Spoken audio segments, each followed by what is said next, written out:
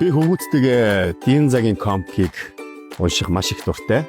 Учир нь гэвэл маш богино хугацаанд тун сонирхолтойгоор олон цаг хугацаанд аялаж түүхийн боловсролын тэр орхигдоод байгаа хэсгийг сонирхолтойгоор нөхөд өгчдөг.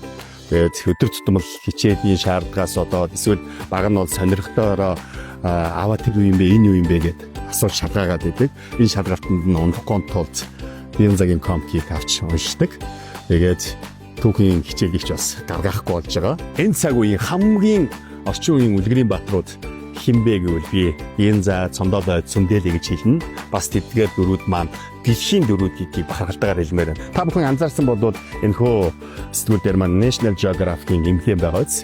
Тэгэхээр National Geographic-ийн нийгэмхээс Монголоос одоо албан ёсоор эдгээр үлгэрийн бааtruуд эдгээр дөрүүдийг одоо хамгийн байгаль хамгаалагч, шинжлэх ухаанч дүрээр тодруулсан байдаг юм билээ.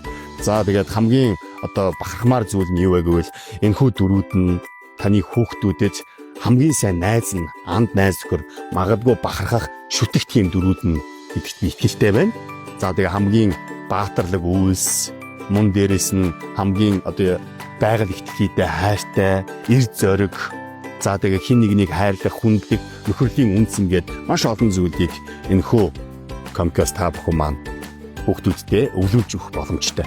Амжилт хүсье.